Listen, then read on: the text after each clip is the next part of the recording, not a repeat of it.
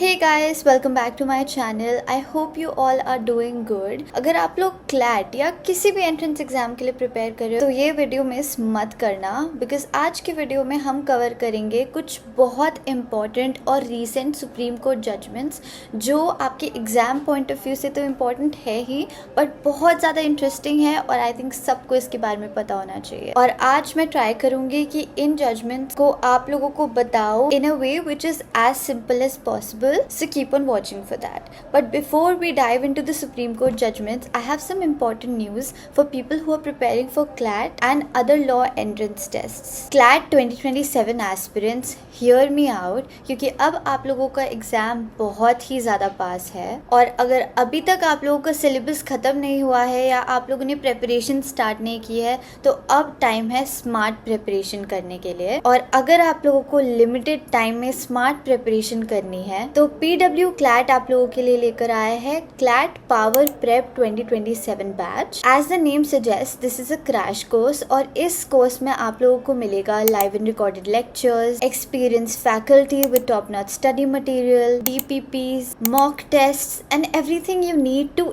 ace your CLAT 2027 exam. And guys, wait, अगर आप लोगों को लग रहा है कि इस स्टेज पे अब आप लोगों के पास क्लास टाइमिंग्स भी फॉलो करने का टाइम नहीं है, then you can also go for the CLAT 2027 self paced batch. इस बैच में आप लोगों को रिकॉर्डेड लेक्चर्स मिलेंगे so that you can attend the classes at your own time, convenience and speed. These batches are your ultimate preparation buddies to make sure that you smash your CLAT 2027 exam. And guys, अभी PW CLAT पे independence day sale is live, so if you use my coupon code AKY250 you will get an additional discount. So do not wait and enroll yourselves right now. इस time पे इस offer में इतना सब कुछ मिल रहा है तो I think this is an amazing deal. So hurry up, links are in my description box below, you can check them out and I can't wait to see you all in your dream law school. So guys, let us begin with the first case, which is Hamsa Nandini Nanduri versus Union of India. बहुत interesting है ये case. इस case के judgement से पहले क्या होता था ना, ये जो सोशल सिक्योरिटी कोड है विच वॉज इनैक्टेड इन 2020, इसके सेक्शन 60 क्लॉज 4 के अकॉर्डिंग अडॉप्टिव मदर्स को मटर्निटी बेनिफिट सिर्फ तब मिलते थे जब अडॉप्ट किया हुआ बच्चा 3 महीने से कम का होता था। मतलब अगर कोई वुमन 3 महीने की उम्र से ऊपर के बच्चे को अडॉप्ट करती है तो उनको कोई मटर्निटी बेनिफिट्स नहीं मिलते थे। तो इशू ये था कि क्या ये प्रोविजन बायोलॉजिकल मदर्स को ज्यादा फेवर करती है या फिर अगर कोई अडॉप्ट कर रहा है तो क्या उसे 3 महीने से कम के बच्चों को ही अडॉप्ट करना चाहिए in order to get the maternity benefits, क्योंकि ये क्लियरली एक एज बेस्ड रिस्ट्रिक्शन था। इसमें justice JB Pardiwala and justice R Madhavan की बेंच ने इस प्रोविजन को अनकॉन्स्टिट्यूशनल डिक्लेयर कर दिया। कोर्ट ने साफ साफ कहा कि ये provision article 14 which is right to equality and article 21 which is right to life दोनों को वायलेट करता है।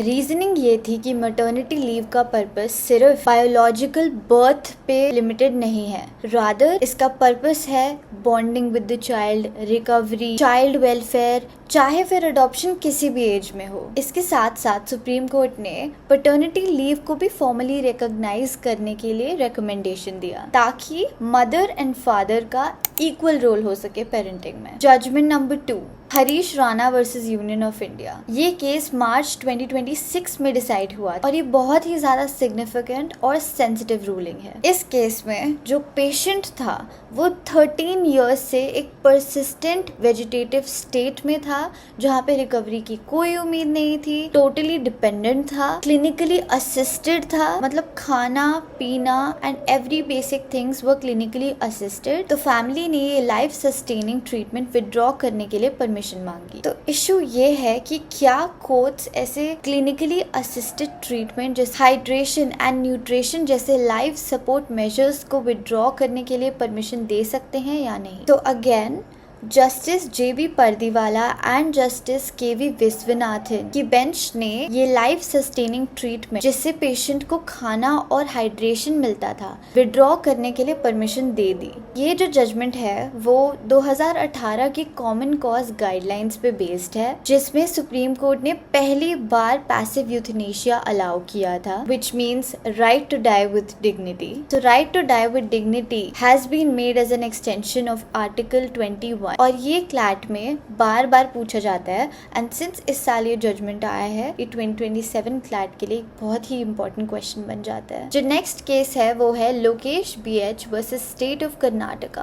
This is again a very interesting and very important judgement, क्योंकि ये प्रोविजन की बात करती है 498A, जहाँ पे जो वाइफ्स हैं वो अपने हस्बैंड या उनके रिलेटिव के अगेंस्ट क्रूअल्टी का केस फाइल कर सकती हैं। अब जैसे कि प्रोविजन में क्लियरली लिखा है हस्बैंड या फिर उनके रिलेटिव, तो क्वेश्चन या इशू ये आया, ये केस सिर्फ हस्बैंड या उनके रिलेटिव के अगेंस्ट फाइल हो सकता है या फिर ये केस एक लिव इन रिलेशनशिप में भी अप्लाई होगा, जहाँ पे जो पार्टनर साथ में रह रहे हैं वो हस्बैंड वाइफ नहीं है। क्योंकि अगर हम प्रोविजन की प्लेन रीडिंग करते हैं तो वो हस्बैंड वर्ड और रिलेटिव ऑफ हस्बैंड का क्लियर यूज करता है। इसमें ऑनरेबल सुप्रीम कोर्ट ने ये हेल्प किया कि जो एक्सप्रेशन हस्बैंड मेंशन्ड है प्रोविजन में, वो सिर्फ लीगली वैलिड मैरिजेस पे अप्लाई नहीं होता, बल्कि वॉइड या वॉइडेबल मैरिजेस पे भी अप्लाई होता है, और इवन उन लिव इन रिलेशनशिप्स पे भी जिनमें मैरिज के एट्रीब्यूट्स हों, मतलब relationship in the nature of marriage. तो just because a man and a woman are not formally married, वो 498A के हस्बैंड वर्ड को लूप होल नहीं बना सकते। इस केस में एक इम्पॉर्टेंट लीगल नुआंस समझना जरूरी है, बिकॉज इसको डिसाइड करते वक्त दो लीगल प्रिंसिपल्स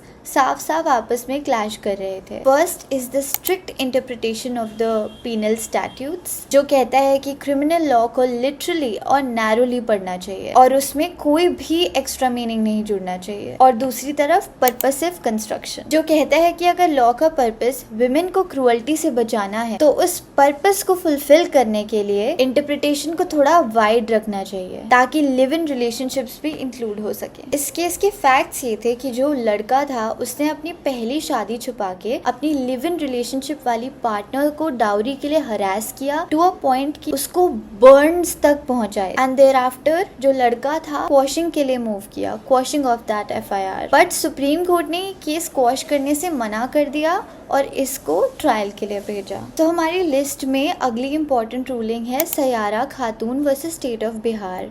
इसमें जो अपेलेंट है उनके हस्बैंड की डेथ हो गई थी और उनके बेटी ने कंपैशनेट अपॉइंटमेंट के लिए अप्लाई किया था, लेकिन बिहार गवर्नमेंट की 2014 की पॉलिसी के हिसाब से कंपैशनेट अपॉइंटमेंट सिर्फ उन डॉटर्स को मिलती थी जो या तो डिवोर्स्ड हैं या डिजर्टेड हैं, और इस हिसाब से जो मैरिड डॉटर्स हैं वो अपने आप इस स्कीम से एक्सक्लूड हो जाती हैं। तो इशू ये था कि मैरिड डॉटर्स को इस स्कीम से एक्सक्लूड करना, is it violation of article 14 which is right to equality और not. Justices MM Sundresh and Prasanna B Varale ने होल्ड किया कि मैरिज एक बेटी को अपने परिवार से अलग नहीं करती, मतलब अगर एक बेटी की शादी हो जाती है तो उसका बाय डिफॉल्ट अपने मदर एंड फादर के घर से टाइज कट ऑफ नहीं हो जाता। तो इस तरह जो स्कीम के अंडर क्लासिफिकेशन है, जो डिवोर्स्ड एंड डिजर्टेड डॉटर्स को ही कंपैशनेट अपॉइंटमेंट देता है, वो अनकॉन्स्टिट्यूशनल है। इस केस में सुप्रीम कोर्ट ने बिहार गवर्नमेंट को डायरेक्शन दिया कि वो 8 वीक्स के अंदर अंदर मेरिट्स पे डिसाइड करें, इररिस्पेक्टिव ऑफ द फैक्ट कि वो डॉटर मैरिड है। So the next ruling is related to the NEET protest that went on.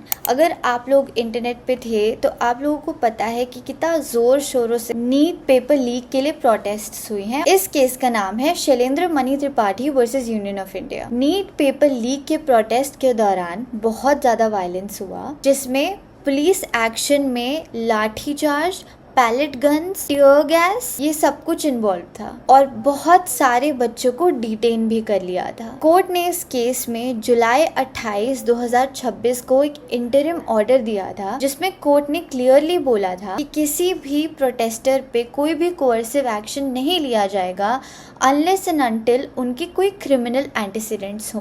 Criminal antecedents हमेशा से क्रिमिनल लॉ में बहुत ज्यादा इंपॉर्टेंट रहे हैं, specially when it comes to proving innocence of a person या उनको बेल दिलाना। अगर किसी ने पास्ट में कोई क्राइम किया है तो उसके क्रिमिनल एंटीसीडेंट्स होते हैं, और अगर नहीं किया है तो नहीं होते हैं। बट इस टर्म की कभी भी एग्जैक्ट मीनिंग डिफाइन नहीं थी। क्रिमिनल एंटीसीडेंट्स का क्या मतलब है? क्या अगर मेरे कोई ट्रैफिक चलान्स हैं तो वो एक क्रिमिनल एंटीसीडेंट होगा या नहीं होगा? क्योंकि टेक्निकली देखा जाए तो मैंने लॉ ब्रेक किया है पास्ट में। इसमें a 3-judge bench of Chief Justice Suryakant, Justice Jomala Bagchi and Justice V. Mohana की बेंच ने क्लैरिफाई किया कि criminal antecedents only includes grave and heinous offences, मतलब माइनर या अनरिलेटेड ऑफेंसेस इसकी डेफिनेशन में नहीं आएंगे। तो गाइस, आई होप आप लोगों को ये जजमेंट्स इंटरेस्टिंग लगी हो, क्योंकि ये जजमेंट्स काफी ज्यादा इंपॉर्टेंट है आपके क्लैट या एंट्रेंस एग्जाम से रिलेटेड, और काफी इंपॉर्टेंट है जनरल पब्लिक की जनरल नॉलेज के लिए भी। अगर आप लोगों को ये वीडियो हेल्पफुल लगी, then don't forget to like this video, subscribe to my channel, hit that bell notification on so that you get notified every time I post, and thank you so much for watching. I will see you next time. Bye.